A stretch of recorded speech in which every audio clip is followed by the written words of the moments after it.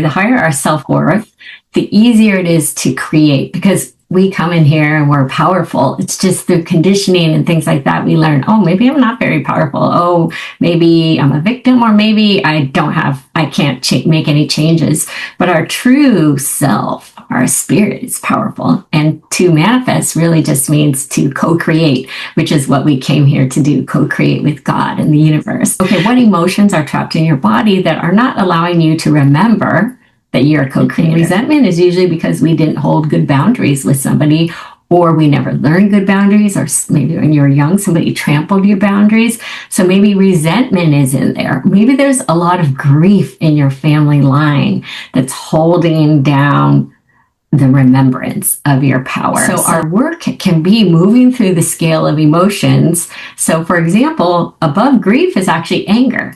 Anger, a lot of us think, oh, that's bad, but it's actually moving energy. When we think about anger, it's like we're moving that energy. It's not a bad thing. We're moving it, but we don't want to get stuck in anger. So then we can consciously choose the next lighter vibration on the scale, which is courage. So we can reach for courage. So that's sort of how we can work with emotions to choose something different.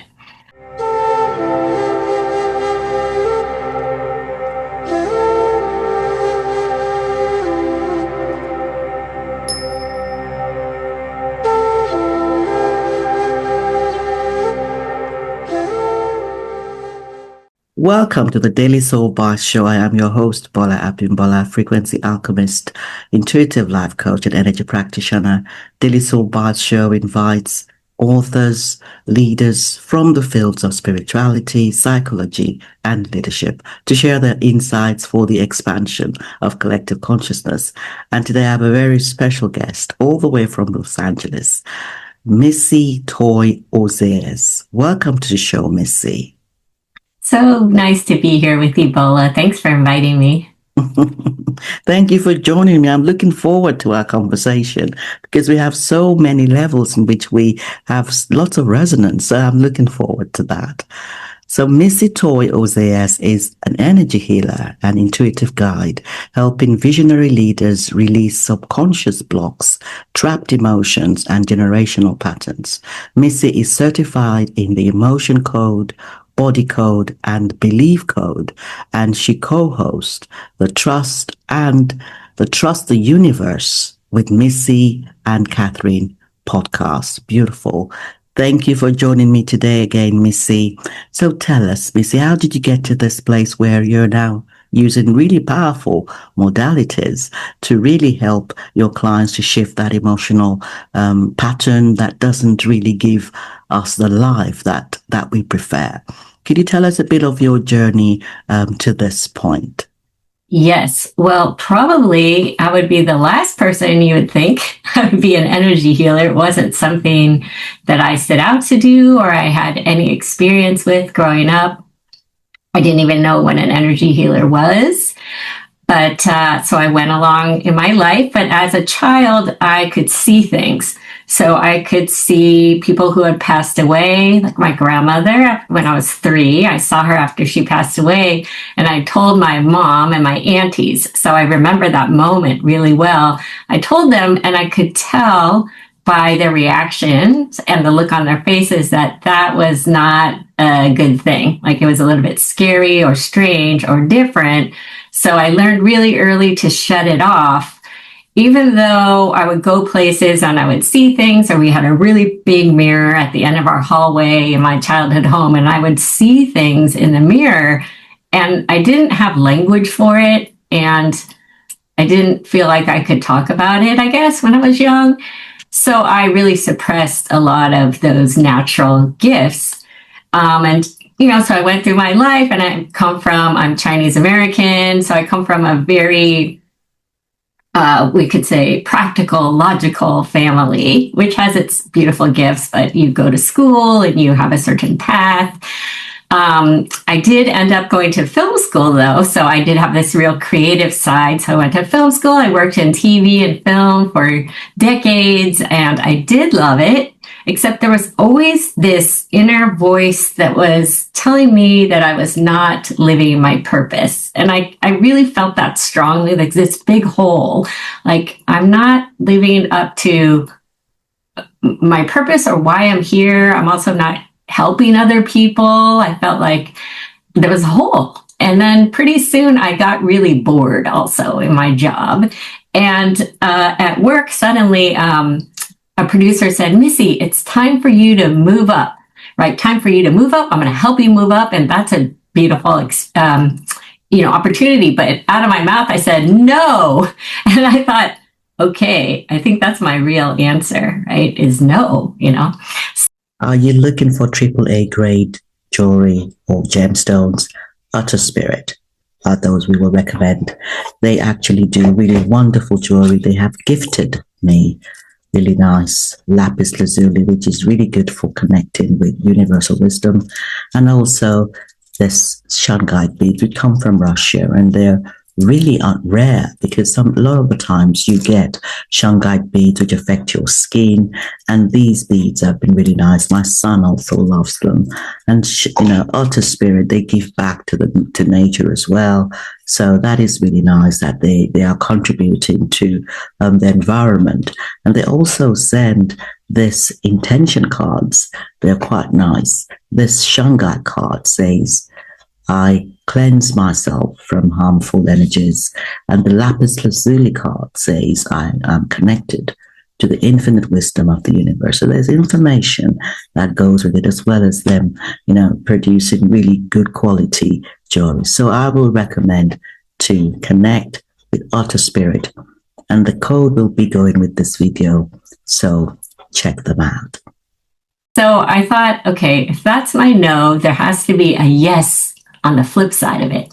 But I didn't know what that yes was. So when I had been in my 20s, I had meditated. I had a meditation practice, a spiritual awakening then, and I had kids. So along the way, I stopped meditating. I stopped my spiritual practice, and but I remembered it. So I thought, okay, I'm going to go back into meditation.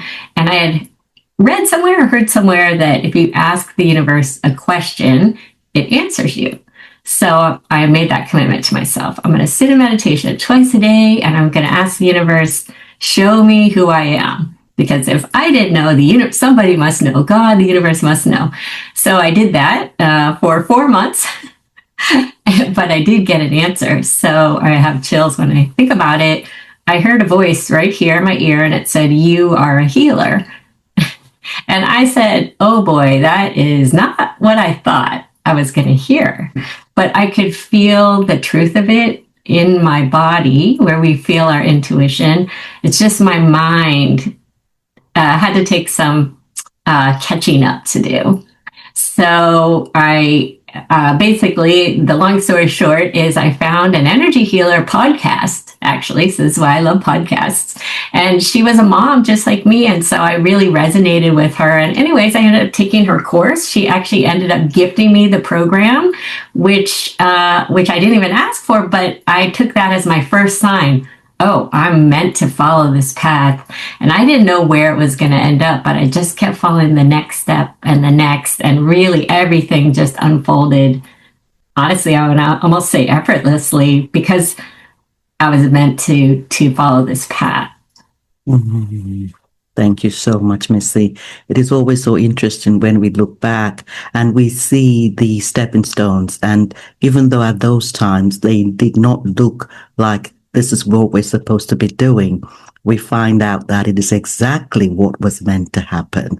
I love it when you say that when you said no, you were actually saying yes. And even though that yes was just, was something, you were not sure of about that. And I know many of us about that. We need to remember that when we are saying no, we are actually saying yes to what we truly want, and that it's not easy. I admire that for you to come to that place, even though there was no certainty around what that yes is. And I totally resonate with your falling into energy healing and coming to realize that this is a fundamental part of who we truly are. This is the energy beings that we are. It's fundamental, because I also work with those who are parents caring for their children who have complex needs.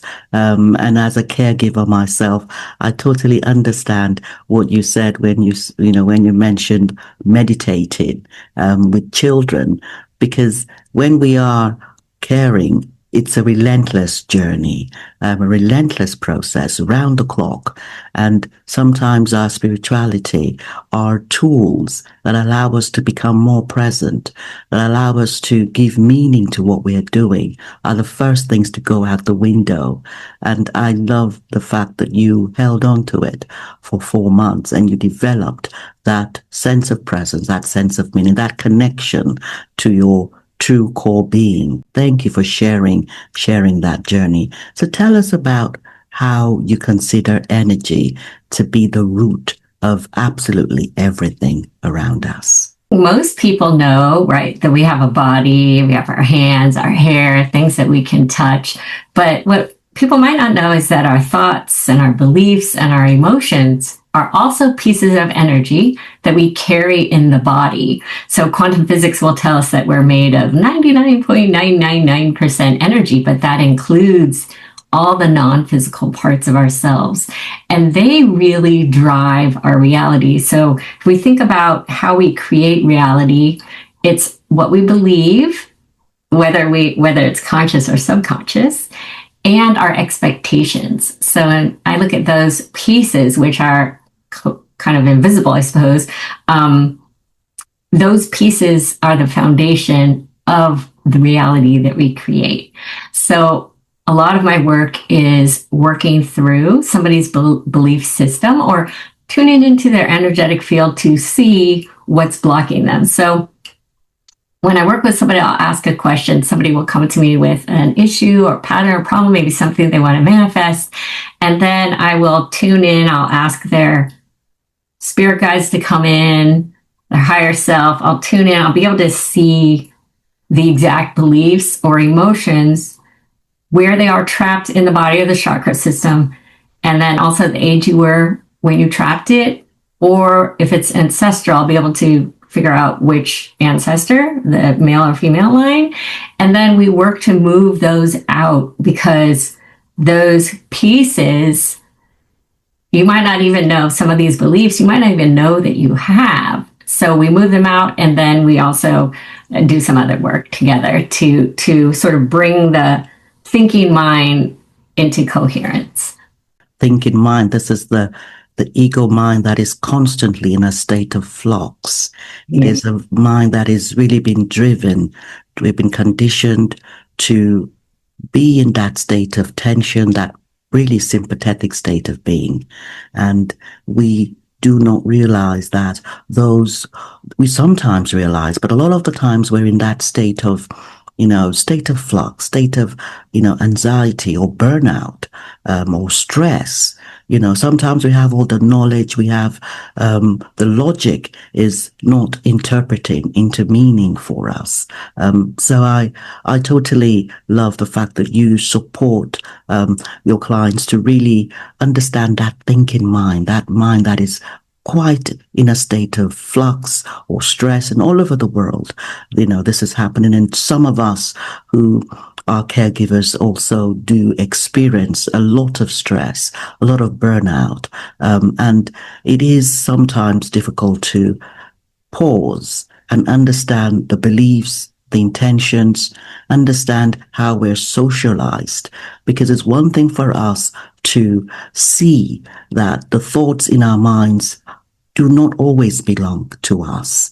And then it's another thing for us to begin to shift it. And this is part of our growth as adults, just as we grow as children into adolescence. As adults, I really think the adult journey is understanding those thoughts. This is the adult development theory. It's understanding those thoughts and beginning to develop a more self-authored, a self-transformed mind.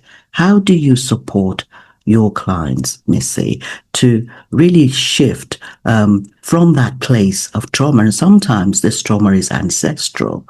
It's not always present in this, in our day-to-day. How do you work with your clients who have either present issues around money or stress, and also some of the issues we have somehow brought into this lifetime to allow us to work through some themes. I believe. I don't think anything is that coincidental. But how do you support your clients to work through those really convoluted thoughts or even trauma from the past and also in the present, in their day-to-day reality? So, a couple ways. So, one thing is that a lot of times we don't understand why we're repeating a pattern. So, a lot of times I'll work with people who keep repeating a pattern, like I keep losing money, or I'll make a certain amount of money and then I'll lose it, or I keep attracting, partners who are cheating on me or something, right? It's a lot of it is patterning. And the patterning is because there's some kind of trauma or belief that you've trapped somewhere in your body or your energy body. It could be yours from childhood. It could be from your ancestors. And then we need to ask what it is. And then we start to kind of pull it apart. And so I think that's where I can help, because I can see it really easily and clearly. And then, though, the work is we clear it. So energetically, right, as an energy healer, just like you, we can clear it out, but it takes a little bit more than that. Like I find that my clients are big thinkers. So they're like, wait, but I want to know why. I want to know, why did I have that? Why did that happen? Why did it happen to me? What can I do around this? So journaling is a big part of my practice. So we'll find a belief and we'll find the age when you trapped it. So maybe you were 8 when you determined it's not safe to be seen. And we'll talk about that. Okay, what happened at age 8 that created that belief, where you chose the belief, oh, it's not safe to be seen. And they'll usually remember something. Oh, right. When I was 8, it could be something very small, but to the child, it was big. And they trap that belief in the body, and they just keep piling on more beliefs on top of that, and also big emotions attached to that. So our work is to sort of talk about that event, or maybe they'll journal about it, and then also think about how that belief has shown up in other times throughout their lives and how it's stopping them today. So that's how we'll sort of work through one belief. But when it's ancestral, I'll tell you a story. So I was working with a client this year, and she had her business, I think, for a couple of years, and she did everything. She took all the courses and business coaches, and she tried really hard. She quit her other job. And she really kept getting stuck where she could not make money in her business, no matter how hard she tried. So when I looked into it, I thought, oh my gosh, you have an ancestral belief that says money isn't safe. So I asked her, so I look back and I go, okay, this is actually your paternal grandfather. Do you know his story? And she said, oh my gosh, yes. My grandfather came from Italy. He fled Italy because the mafia, his family had a dry cleaning company, and the mafia came into the town and demanded money from all the business owners. And his family was scared to make money, because then it meant the mafia was going to come. So they ultimately fled to New York, where the same thing happened again in New York. So it's a repeating pattern. So really, when I looked at her, she had in her body, it's not safe to hold or receive money. And that was something that we had to work through. So we found that belief. She wrote a story about, she asked her, parents about that ancestor. And so she could understand the story, why her ancestor felt this way. And then we worked to release it. And then also she journaled about it. And then we also help her with a new, more empowering belief. So the new, more empowering belief for her is something along the lines of, it's safe to hold money. And after doing that work, and there's other pieces involved, like there's emotions involved in that, fear, maybe things like that in there. So we had to move those out. But once we were able to open it up and she could truly believe and see that it was safe to hold money, she's also giving herself examples. So I asked her, tell me other times in your life when it's been safe to receive money. And so her thinking mind could be like, oh yeah, actually that is possible for me. And then she made more in Q1 of 2025 than she did all 2024. So that's the work that and I say we in partnership. It's not like I'm doing something to you. I always feel like it's, Missy and Bola get out of the way, and our higher selves and our guides come in to help, and ancestors to help move this out. Yeah, it's so powerful. I think shadow work is such a powerful thing because we will always be surprised when we discover that there are parts of us, no matter how much we have achieved, there's always something that we're good at. There's always something good going on. Sometimes survival alone is resilience. There's always some degree of strength that we always have. And there's always there's something that is there for us to grow through, to push through, to expand, because consciousness is always looking to expand no matter what. And, we always see pictures of the little plants that are growing in between the pavements. Life wants to grow. And if we find that there's some way, some part of our life that is not growing or is not really expanding, we can come to understand that, yes, we have many different parts. Some parts are expanding, and that is fine. Then there are also some parts that are having some degree of limiting patterns. And how do we come to work with those parts? Because I truly believe that nothing expands if it's not embedded in love. Love is so critical, and love is healing. And this is why energy healing is so powerful. It really allows that body, the sympathetic nervous system, this is our body, to really come to a state of relaxation. And it allows those wounded parts to soften, to become less burdened, and they can surrender. This is, I truly believe, the power of energy work. It allows us to release the burdens through the channeling of the practitioner. And this is the work, that you and I do, Missy. We really support those who are carrying those burden parts to come to a place of relaxation, of surrender, of trust, and then they can surrender to become more whole. Because it is that whole self that really allows us to feel the presence of that divine oneness within us. And this is where our best outcomes, I believe, come from. How do you see shadow work? How does it come into your work? And what is it that your clients experience when they are, maybe give us some examples of what your clients have experienced when they have, you already mentioned some, which is to do with the ancestral lineage and some of those patterns from the past and how it impacts on us, even in the present. These are wounded parts of us that are carrying shadow. I'd love to talk a lot more about your modalities, the emotion code, the beliefs code, the body code, and how you really work with them to help your clients shift through the shadow of the parts of them that are really creating those limiting experiences in their day-to-day. Yeah, so I'll think about, maybe it's easiest to talk about myself. So I have shadow. So shadow is that any part of yourself that you deem unworthy or bad or wrong, and you basically literally shove it in your closet, and then you use all your energy to hold that door shut so nobody sees that part of you. So for myself, I had a big shadow. My shadow aspect was selfish. Like the worst thing you could call me would be selfish. But what ends up happening then is a lot of people pleasing, a lot of not saying no and things like that.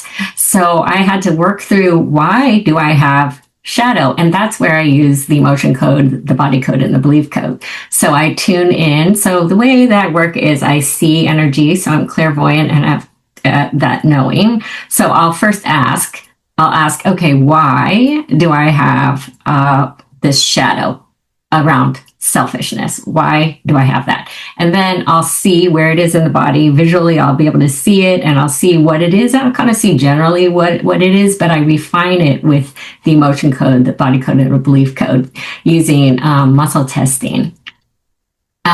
And then I'll be able to hone it in to find the exact, say, belief that's creating the shadow or that's contributing to the shadow. It's usually not one belief, but there's going to be like one core belief. And then I can kind of find some other pieces that are attached to that. But we're always looking for the core belief and the earliest age that you decided that was true. So that might be ancestral, but it might be, when you were 3.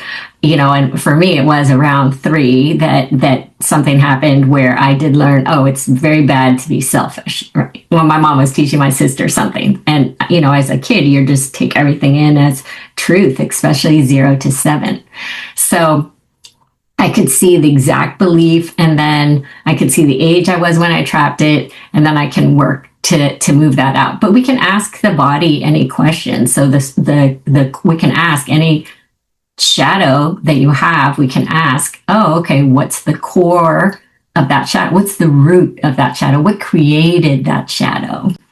And then move it out. And sometimes we don't always believe that we have the power to ask our own self these questions. But we do, and it takes practice, because I know when I started to do inner inquiry, this was in 2016, I had a coach who was supporting me to do inner inquiry, and I, felt, why would I be asking myself? Why would I not be asking somebody who is much, much wiser, or much more of an expert? But we are the ones who know our own selves the best, and we do have this wisdom within us, infinite wisdom.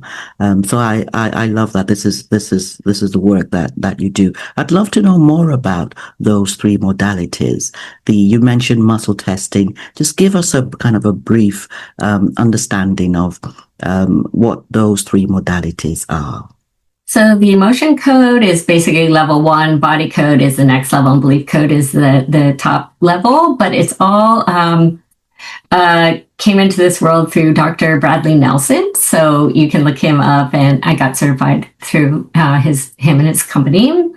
And it's basically a number of charts that you muscle test through to get to refine a belief. And so basically I'll see where the belief is in the body visually. So I'll use that part, or maybe I'll hear from my guides, but then I need to refine like English words, right? So, because that's the other thing, belief is just a frequency of energy, right? Or an emotion is a frequency of energy, but we have to translate it into English so that people understand it. So I can use muscle testing and the charts in the emotion code, body code, or belief code to really refine and get down to the exact wording. And then I'll usually speak it back to my client, and then we might refine it, because even that might not be, some of the wording might be a little bit off. And I also really believe in full power and ownership. So I'm the energy practitioner, but that doesn't mean I have it exactly right? We're in partnership. I want, exactly as you were saying, that my client to have the power. Really, they have the power and the choice, and they have all that wisdom and knowledge in them. So I'm just helping them kind of move through it and kind of talk through this together. So I always ask, like, does this feel right to you? Or do we need to refine some of the wording in that belief? I love that. Because I think there's something around the reflection that we sometimes need to have in order for us to own our own truth. So that mirror that you provide through those 3 modalities, and using those charts is really key, because I can imagine there are steps. I have heard of the belief code and the emotion code, and actually how we can assess or come to see how we are rising in frequency, how we are releasing our emotions, and allowing ourselves to see our own growth. Because I think that growth as an adult, sometimes we think we've stopped growing once we are 20 or 30 or 50. But that growth is never ending. We are constantly in growth. And it's so important to check this out, because we are always in layers. We are healing in layers. Yes. We may heal something in 2020, and then we find ourselves having to heal something again. And we think, oh, I thought I had dealt with that. But it's a different version of self, a different timeline. And Yes. we can go back to the same modality, or we may need another modality. But staying conscious, staying awakened, staying in charge of our own growth, our own progress, our own healing is so key. I'd love to ask you about emotional healing and manifestation. How do you see the importance of healing our emotions and how it impacts on that reality, how we are manifesting our day to day? We manifest from a place of self-worth. So the higher, or I guess we could say, the higher our self-worth, the easier it is to create, because we come in here and we're powerful. It's just through conditioning and things like that we learn, oh, maybe I'm not very powerful. Oh, maybe I'm a victim, or maybe I can't make any changes. But our true self, our spirit, is powerful. And to manifest really just means to co-create, which is what we came here to do, co-create with God and the universe. So forgetting that power really means maybe that I guess another way to say it is that we forgot our self-worth, right? And our self-power. So all the work that I do with clients really is around coming back home to your own power and self-worthiness. And that, from that place, we manifest. So that's when I want to look at, like, okay, what emotions are trapped in your body that are not allowing you to remember that you're a co-creator? So that might be something we look at. And maybe there's feelings of resentment. And resentment is usually because we didn't hold good boundaries with somebody, or we never learned good boundaries, or maybe when you were young, somebody trampled your boundaries. So maybe resentment is in there. Maybe there's a lot of grief in your family line that's holding down the remembrance of your power. So there's different emotions that can. You talked about emotions as growth, and I love that. I can't remember the name at the moment of this. It's Power versus Force. It's the book Power versus Force. I think it's Hawkins is the last name. But he talks about emotions having weight, which I love, because, and we're not talking about better or worse. We're just talking about if there was a scale and we could weigh an emotion. So if we could weigh the emotion of shame or guilt, that we could feel it in our bodies, right? That it's a heavy emotion, versus love, right, is a lighter. If we put it on a scale, it would be lighter. So our work can be moving through the scale of emotions. So for example, above grief is actually anger.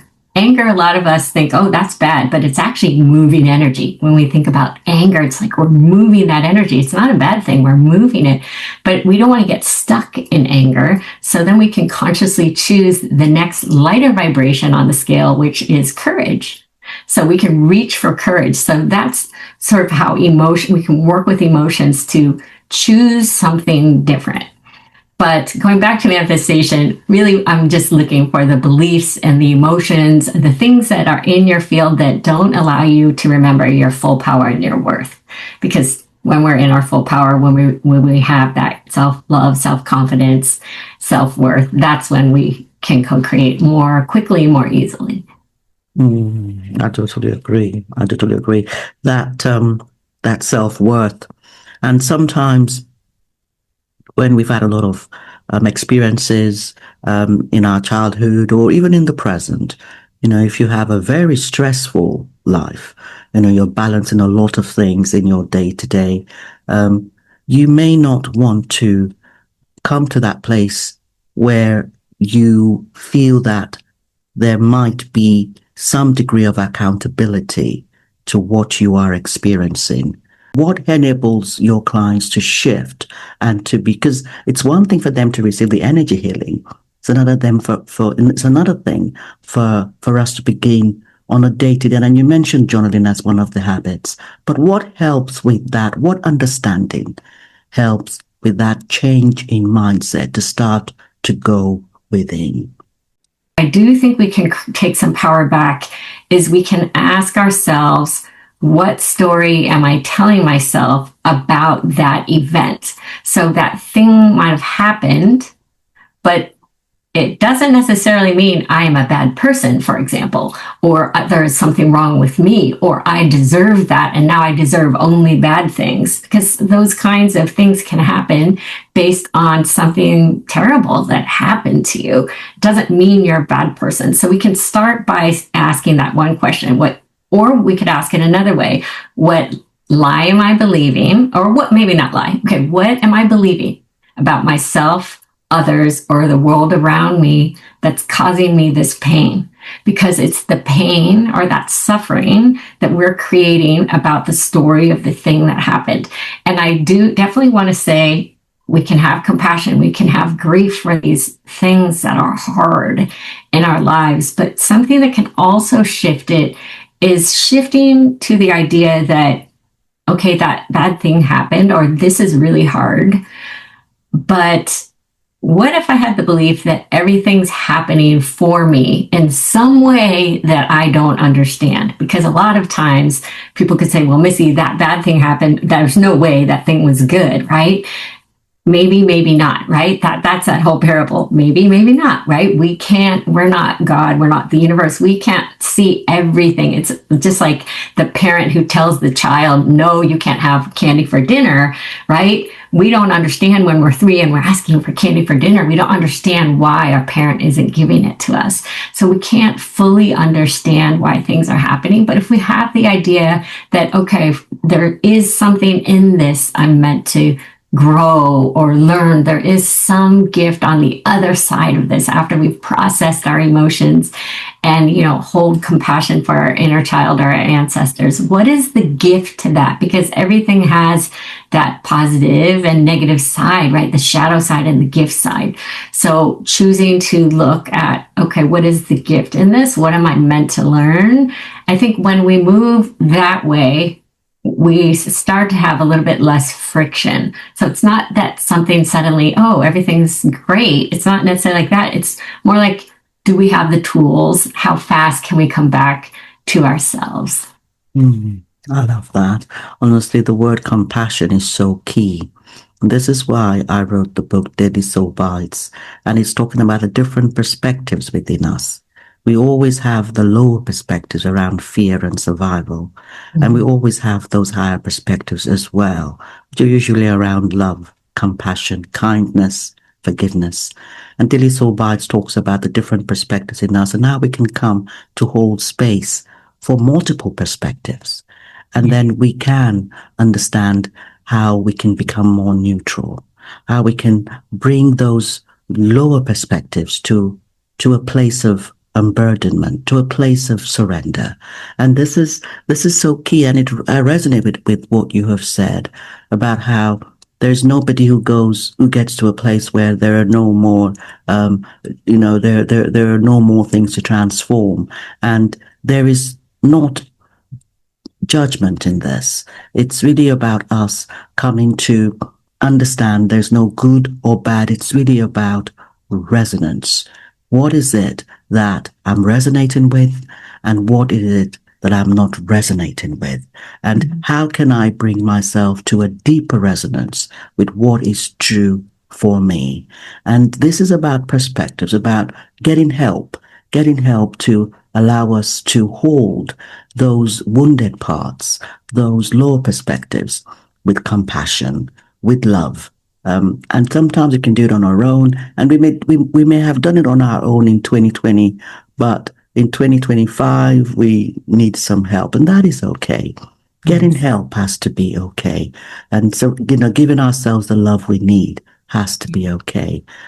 So I do appreciate you joining me today, Missy Toy. Could you tell us what are any final words? Do you have any final words for us today before we go? I think just really, you talk a lot about caregivers, so this is coming up in my mind.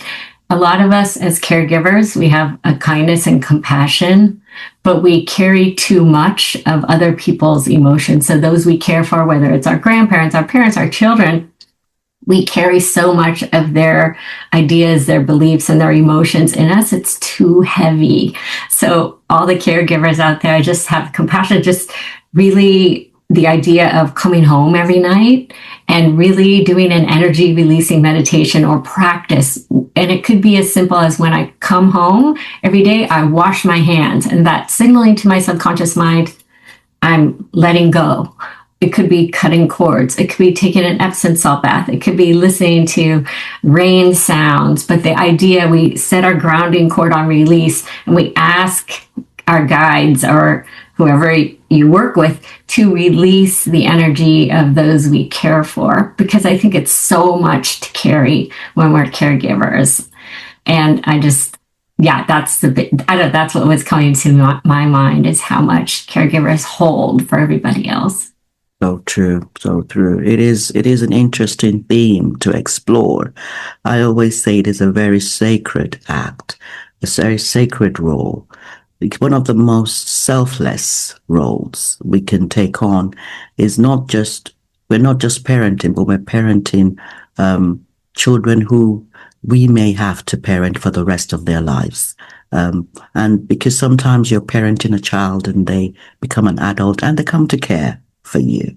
But it's slightly different when you have a child with complex needs, or you're parenting or you're caring for loved ones who are not necessarily remembering you, and it could be a very turbulent process. So understanding the role of compassion, understanding the value of resilience, our own worth, making time for ourselves, giving our own lives meaning, purpose, growing, understanding our emotions. There is an opportunity that these roles give to us in order for us to make the best and live our best lives. Really, even in those circumstances, it is possible. So I love that you have shared those tools. Thank you so much, Missy. And where can people find you when they want to connect with you? Yes, my website is Missyenergyhealing.com, and I'm very active on Instagram. It's just at Missyenergyhealing. So very easy. I would love to connect with your audience anytime. Same here. I love to connect with you even more. It's so wonderful. Such a really powerful set of modalities and the work you do. Thank you for the work you do. Thank you for joining us today, Missy. Thank you, Bola. Thank you so much. And I'd like to thank our audience and thank you for your support and for subscribing. We are so delighted to have you join us every week on Daily Soul Bytes. And for those who have not subscribed, I invite you to subscribe and to check out our caregiver program that is running. We run an 8-week caregiver program, and I'll send, share the links, with this video.